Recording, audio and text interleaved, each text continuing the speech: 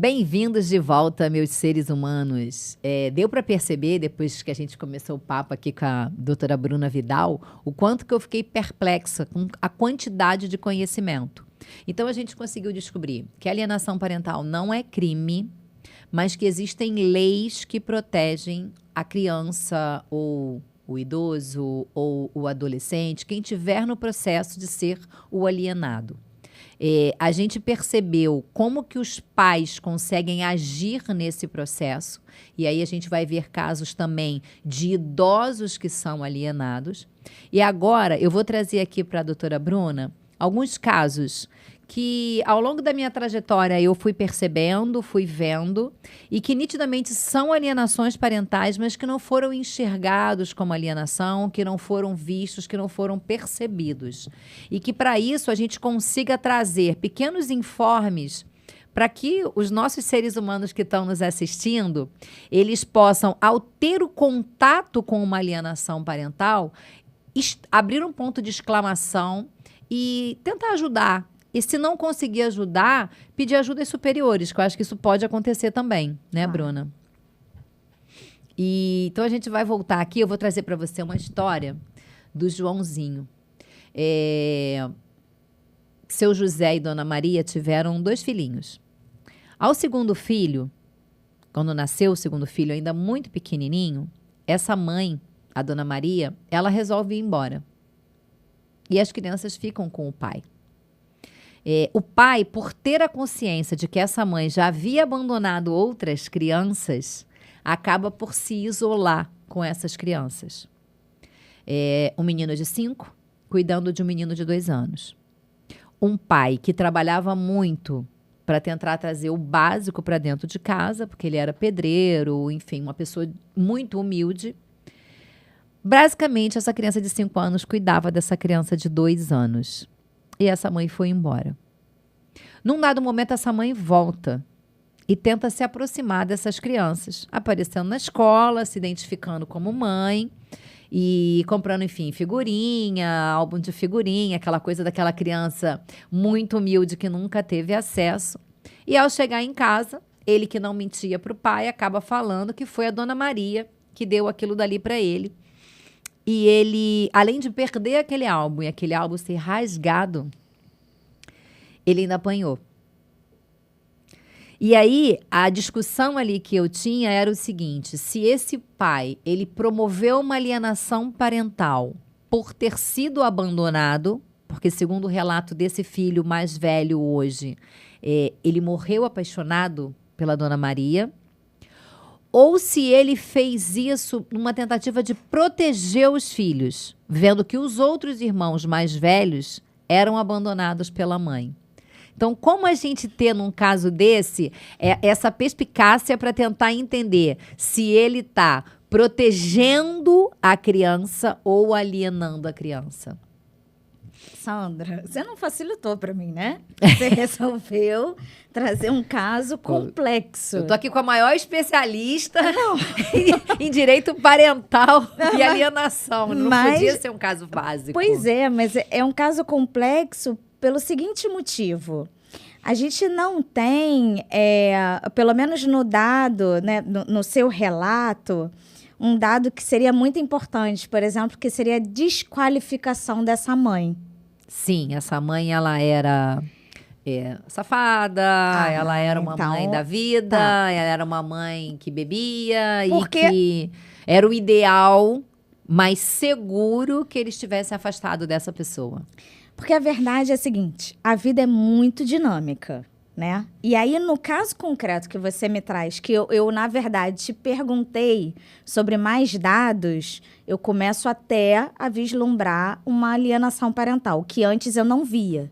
Com os dados que você tinha me dado antes, o que eu enxergava, na verdade, era um abandono afetivo. E não sei nem por quanto tempo essa mãe, de fato, ficou tão ausente a ponto de não exercer a autoridade parental dela, que tem um sentido duplo. A autoridade parental é um poder-dever. Você tem um poder em relação àquela criança, àquele adolescente, e você tem um dever em relação a ele também, tá? E aí, na medida que ela abandona esses 2 filhos e descumpre com esse dever de cuidado, que era dela também enquanto mãe, nós temos aí a configuração de um abandono afetivo. E aí o pai poderia estar agindo numa proteção. Porque o abandono afetivo não é... abandono afetivo é falta de afeto. Não. O Superior Tribunal de Justiça já compreendeu já definiu que o abandono afetivo é essa falta do dever de cuidado. Cuidados mínimos que ela deveria ter com esses 2 filhos que eram de responsabilidade dela. Então, nós temos um abandono afetivo. Mas nós temos, a partir do momento que você me diz que essa mãe, tendo abandonado essas crianças, ela ainda era desqualificada, o que eu enxergo é que essas crianças sofreram duplamente. Elas sofrem por terem sido abandonadas e elas sofrem também porque a pessoa que abandonou e que elas teriam um sentimento genuíno e primário dessa relação, dessa vinculação de filho com mãe, essa mãe está desqualificada pelo pai. Seres humanos. Quando uma pessoa é abandonada, vamos usar isso aqui entre aspas, ela tem essa sensação de que o outro foi embora e a abandonou. Muda essa ideia. Foi uma escolha. Ele escolheu ir embora. E no caso dessa mãe, eu acho que ela tem essa escolha. Ela escolhe ir embora e deixar os 2 filhos com o pai. O pai se sente abandonado. E nesse momento, quando ele afasta de vez essa criança dessa mãe, né? Essas crianças dessa mãe, ele está protegendo ou ele está alienando? Na medida em que ela retorna e ela tenta reconstruir vínculos, revincular com esses filhos, e ele se coloca na posição de impedir, nós estamos saindo do cenário do abandono afetivo cometido por ela e estamos entrando no cenário da alienação parental praticada por ele. Na medida em que você me dá o dado de que ele já desqualificava enquanto ela não estava presente e depois ele, de alguma forma, impede essa revinculação. O que poderia ser muito positivo para essa... Eu já não sei se eles eram ainda crianças ou se já eram adolescentes ou jovens adultos. Eles eram bem crianças ainda, mas segundo o pai, o medo do pai era um reabandono e um outro sofrimento. Então, já que eles estão separados, já que eles não têm essa relação afetiva com a mãe, mantém isso do jeito que está. E aí eu vou dizer para você, a resposta que você deu são escolhas, mas eu não vejo isso como necessariamente algo positivo para essas crianças de terem a oportunidade de conhecer, ainda mais o mais novo que tinha por volta de 2 anos de idade, de conhecer, de ter contato com essa mãe. Nós somos seres humanos, nós somos passíveis de erros. Nós vamos, invariavelmente, ao longo da nossa vida, causar, de alguma forma, causar uma tristeza, um sofrimento, uma dor para alguém. Seja de uma forma consciente ou inconsciente, mas não sei exatamente qual era o motivo que fez com que essa mãe escolhesse a partida. Mas a partir do momento que ela escolhe o retorno e tenta revincular, seria mesmo um prejuízo para essas crianças terem um contato e descobrirem quem era aquela figura materna com que eles não tiveram contato? E continuar ouvindo essa mãe ser desqualificada, xingada por esse pai, traz algum benefício? Entendo que não. Entendo que só traz mais sofrimento para essas crianças. Hoje são adultos, trazem essa marca, obviamente, dentro deles e, enfim, o que eu conheço vem tentando reparar esse sofrimento.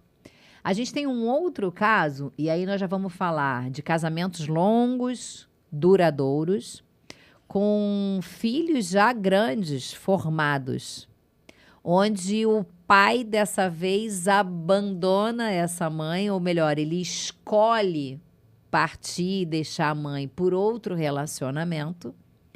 E a mãe que fica ali sozinha com os 2 filhos, né? Então, os filhos têm essa tendência da proteção, principalmente por ser filhos homens, essa tendência de uma proteção maior aos filhos. E quando vão ao pai, o pai tenta alienar essa mãe.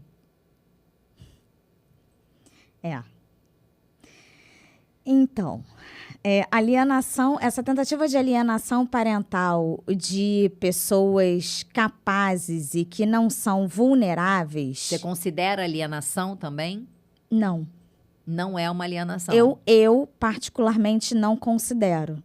Porque não tem ali um dado de vulnerabilidade, a não ser que, de repente, fosse algum dos filhos com alguma capacidade cognitiva reduzida, que fosse pessoa com deficiência, enfim. Mas se são pessoas saudáveis, lúcidas, orientadas e que podem fazer as escolhas, da mesma forma que esse pai escolheu viver uma outra vida com uma outra pessoa, e esses filhos escolhem acolher um pouco mais essa mãe, porque isso a gente chama de divórcio grisalho, né? E está aumentando, assim, absurdamente. Eu não sei se esses filhos ainda estavam em casa. Normalmente, o divórcio grisalho acontece quando o ninho acaba ficando vazio.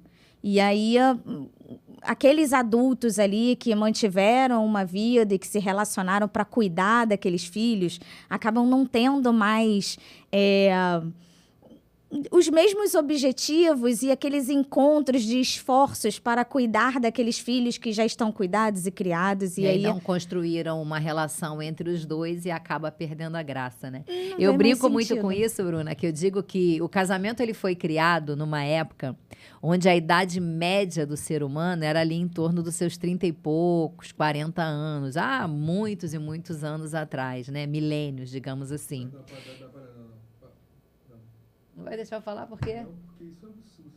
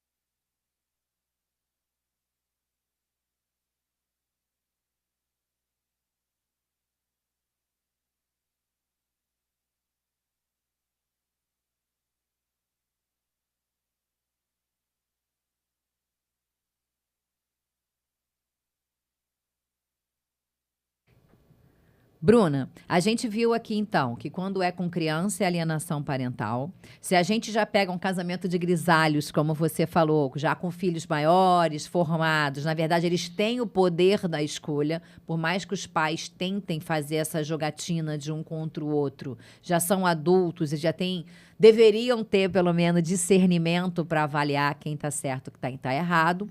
E quando a gente vai para o idoso, então a gente tem o idoso e com vários filhos. Muitas das vezes, esse idoso, ele é usado, às vezes pelo dinheiro que ele traz, Às vezes pela pensão que ele recebe e às vezes por briga afetiva mesmo de irmãos. O tipo, aquele irmão era o mais queridinho e agora ele não quer cuidar do pai, então aquela que era menos queridinha, digamos assim, absorve o pai e afasta do filho. Isso é alienação parental?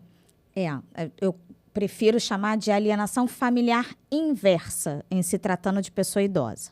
Por que eu excluo os adultos lúcidos, orientados e capazes? Porque tanto criança está em fase de desenvolvimento e é considerado vulnerável, e por isso tem um estatuto próprio, que é o Estatuto da Criança e do Adolescente, assim como o idoso, reconhecidamente a partir dos 60 anos de idade, ele tem um estatuto próprio porque é reconhecida a sua vulnerabilidade também. Então, a gente tem o Estatuto da Pessoa Idosa. E aí, reconhecendo essa vulnerabilidade, a gente não necessariamente capacidade tem a ver com idade em se tratando de adultos, né? Tem a ver com criança. Então, todo aquele que é menor de 18 anos é incapaz. Acima dos 18 anos é capaz. O idoso, ele é capaz. Ele só é considerado incapaz se ele tiver com algum comprometimento cognitivo que seja necessário uma curatela. Mas ele sendo capaz, pelo estatuto, e sendo considerado vulnerável, a gente tem tanto na Constituição Federal quanto no Estatuto da Pessoa Idosa, assim como a gente tem para a criança, um dado muito importante que é o direito da convivência familiar. E esse é um direito, por ser justamente um direito constitucional, que tem uma força impositiva, porque é reconhecida a importância, tanto para crianças e adolescentes quanto para a pessoa idosa, dessa convivência familiar. Havendo uma ruptura dessa convivência para a pessoa idosa, nós também estamos diante de um caso de alienação familiar, só que inversa. Ao invés de ser os pais em relação aos filhos, são os filhos em relação aos pais, a essa pessoa idosa. E aí eu costumo dizer que quando uma criança sofre alienação, é muito duro, é muito triste, mas se a gente pensar no fator tempo, ele tem ao longo da vida uma possibilidade de se recuperar. Quando a gente fala isso em relação ao idoso, nós temos um tempo muito mais encurtado para uma recuperação após uma ruptura de vínculo. Essa pessoa ela conviveu com aquele núcleo familiar, com aqueles filhos ao longo de toda a vida. E, de repente, ele se vê impossibilitado, impedido de ter contato. E aí começa, muitas vezes, com um processo de curatela. Eu costumo dizer lá no escritório que eu nunca vi disputa de curatela de pessoa pobre. Não tem, porque cuidar é um sacrifício. Você normalmente tem que abdicar da sua vida, do seu tempo, ainda que não seja você o cuidador efetivamente, mas até a organização da vida, da contratação do serviço, isso leva tempo. E dá trabalho. Isso requer trabalho. E aí, quando você tem essa disputa de curatela, ela não é de uma pessoa que só tem aquela única para poder cuidar, porque vários idosos, infelizmente, não têm ninguém e acabam sendo institucionalizados. Mas quando tem uma receita mensal, quando tem um patrimônio, infelizmente, é muito comum essa disputa de curatela, daquele que tem a capacidade maior para poder cuidar. Assim como para crianças e adolescentes existe a possibilidade, e em regra, na verdade, para crianças e adolescentes, a regra é a guarda compartilhada, na curatela não é regra, mas existe a possibilidade do compartilhamento dessa curatela. Mas para haver esse compartilhamento, no caso da curatela, precisa ter um mínimo de diálogo, de aceitação e de ali um ajuste, um combinado entre eles, que nem sempre se chega a isso. Então, nós vemos processos de curatela, assim como os de guarda e de alienação parental, com perícias também, psicológica, com estudo social. E onde o idoso vai ser entrevistado também para ele tentar passar ali a impressão dele, né? Para ver se, primeiro, se ele tem condição, se ele tem capacidade de manifestar ainda a vontade dele, sem ser de uma forma viciada. Ou se ele está, assim, sendo alienado e ele já não consegue nem mais expressar a vontade dele. E aí você trouxe uma questão muito importante, né? Quando a gente vai lá na infância e a gente vê a criança sofrendo, porque quem deveria cuidar dela está causando maior transtorno na cabecinha dela. Quando a gente vai para o idoso, realmente eu consigo entender agora essa alienação inversa. Porque é aquele idoso que dedicou amor àqueles filhos ao longo de toda uma vida. Quando ele chega ali na velhice, nos últimos dias, momentos finais da vida dele, onde que ele queria estar... sonho, né, do idoso era ele ter todos os filhos em volta dele, paparicando, ele acaba vendo que ele é o ponto de disputa. Então, imagina o tamanho do sofrimento de um idoso desse, que muitas das vezes não pode nem expressar o sofrimento dele, porque a criança fala. Né? A criança fala, ela acaba te dando indícios, ela acaba te dando sinais, porque aquilo vai doendo na cabeça dela e ela vai perguntando, ou ela vai brigando na escola, ou ela vai agredir, morder o coleguinha, mas você vai ver pequenos indícios naquela criança de sofrimento. Já o idoso se cala, né? Muitas vezes. E se cala, e isso é um dado até importante nos casos de violência contra a pessoa idosa. Porque que é tão subnotificado? Porque existe uma vergonha daquela pessoa idosa. Afinal de contas, foi ela quem criou aqueles filhos. E são aqueles filhos que estão praticando algum tipo de violência, de abuso em relação a elas. Ele traz a culpa ali dentro dele, né? Reconhecer que falhou com aquelas pessoas que agora, pela Constituição, teriam uma obrigação de cuidado, porque isso se inverte. Enquanto os pais têm obrigação em relação aos filhos, os filhos depois passam a ter uma obrigação de cuidado em relação a esses pais. E ao invés de cuidar, quando eles cometem a praticar violência psicológica, física, patrimonial, é muito difícil para esse idoso fazer um registro de ocorrência reconhecendo que ele está sendo vítima e que o algoz é aquele que ele mesmo criou. E aí, em muitos desses casos, ele vai se desligando, né? E vem aqueles casos onde você pergunta, é Alzheimer, é uma doença esclerosante? Não, é apenas mesmo um sofrimento tão grande, tão profundo, que o idoso acaba se calando e se encolhendo dentro daquele sofrimento e aguardando a morte, né? Mas olha, eu digo o seguinte, que nem todos se calam. E assim como existe o direito da convivência familiar, reconhecendo o idoso que aquela convivência não é benéfica para ele, eu digo que existe o direito dele também de não conviver, de não ter contato com aquele filho ou aquela filha que pratica algum tipo de violência em relação a ele. Ele pode ter um afastamento daquela pessoa. É um direito dele. Mas aí ele precisa estar bem lúcido para poder conseguir tomar essa atitude, né? Verdade. Mas tem vários casos, assim, de idosos que têm filhos adictos, por exemplo, que faz com que a vida daquele idoso se torne... Eu tenho alguns casos no escritório que se torne um verdadeiro tormento numa fase da vida que ele se preparou, na verdade, para curtir a velhice. Ele, na verdade, ainda tem um adulto que ele ainda precisa cuidar e que ele não quer mais cuidar. Porque já é um adulto. Ou ele não quer, ou ele não tem mais nem condição física para isso. Forças para isso, física, psicológica. E às vezes ainda é um prejuízo financeiro daquela projeção que ele fez para o fim da vida. E é um direito dele também.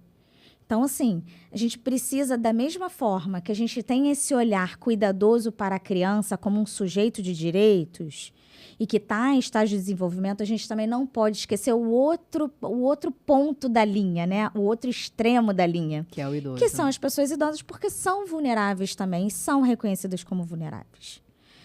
Eu tenho, assim, alguns casos em que já se entrou com uma ação para regulamentar essa convivência da pessoa idosa, igual no caso de criança. Então, o filho vai poder, a cada domingos alternados, ter a mãe na sua companhia para poder almoçar, lanchar e devolver na casa, enfim. Então, isso é uma coisa que eu nem sabia. Então, a gente pode, assim como com a criança e com a guarda compartilhada, a gente pode chegar numa fase do idoso de haver essa busca por justiça para que faça essa divisão do vovô ali, de com quem que o vovô vai ficar. Exatamente, da regulamentação de convivência dessa pessoa idosa. Para que ele consiga permanecer tendo esse contato com essa pessoa que teve ao longo de toda a vida. Tem casos de filhos que anulam os seus pais e aí começam a tirar o contato telefônico, não permite mais que faça contato com ninguém, diz que está sempre doente. O Covid foi um grande problema para a pessoa idosa. Quantos não se utilizaram, na verdade, do Covid como uma justificativa, né? Para impedir esses contatos. Não quero que tenha contato porque tenho Covid. E aí foi tendo uma regressão dessa pessoa. Então, na verdade, uma progressão negativa, né, da saúde física e mental da pessoa idosa que não tinha o Covid, mas tinha vários outros problemas porque não tinha mais contato. Você lembrou disso agora, fez lembrar minha mãe no Covid. Eu lá na linha de frente, trabalhando, né? E a minha mãe vinha de uma pneumonia grave, onde ela chegou a ficar hospitalizada um mês antes do Covid chegar ao Brasil. E eu encontro a minha mãe no mercado. E eu vejo a minha mãe indo viajar no auge ali de maio de 2020. E eu virei para ela e falei, mãe, você tá ficando louca? Você tá surtando? Você já foi vacinada, né? Perguntando para ela, ela olhou para mim bem séria e falou assim, minha filha, eu não tenho tempo para dar ao Covid. Eu vou viver a minha vida. Não estou dizendo a você que quero pegar Covid e morrer. Não. Mas eu não sei quanto tempo isso vai durar e eu não sei quanto tempo eu tenho para que eu ceda ao Covid. E ela foi feliz pra caramba, viajou, saiu pra jantar, ia pra supermercado, ela e o marido dela, pegava o carro dela, ia pra casinha de praia dela ali e curtiu o Covid tranquilamente. Foi o ponto que eu disse assim pra você. O reloginho deles já tá muito mais adiantado. E tá correndo rápido, né? Muito mais rápido. Muito mais rápido. E aí essa perda de contato com pessoas que fizeram parte da vida toda, de décadas, é muito negativo, é muito prejudicial. Essa frase dela me marcou muito. Filha, eu não tenho tempo para dar ao Covid. É isso. É exatamente isso. Bom, eu fiquei aqui encantada, eu não sei vocês, mas eu fiquei maravilhada com tudo que a Bruna trouxe aqui pra gente. Foi um conhecimento super esclarecedor, eu fiquei muito feliz de ter você aqui comigo, né? Não só porque é uma querida, mas porque trouxe, assim, um conhecimento bem amplo pra gente e bem abrangente, discutindo alguns casos. A gente vai abrir ao longo dessa semana uma caixinha lá no Vivenciando Lado B.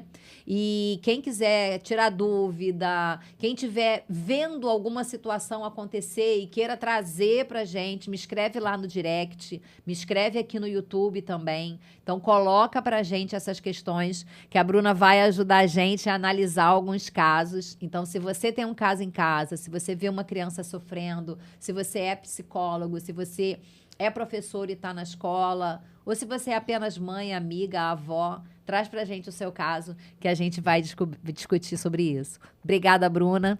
Eu que agradeço. Obrigada, seres humanos, pela audiência mais uma vez. Eu sou Sandra Ciraldo e esse aqui é o Vivenciando Lado B.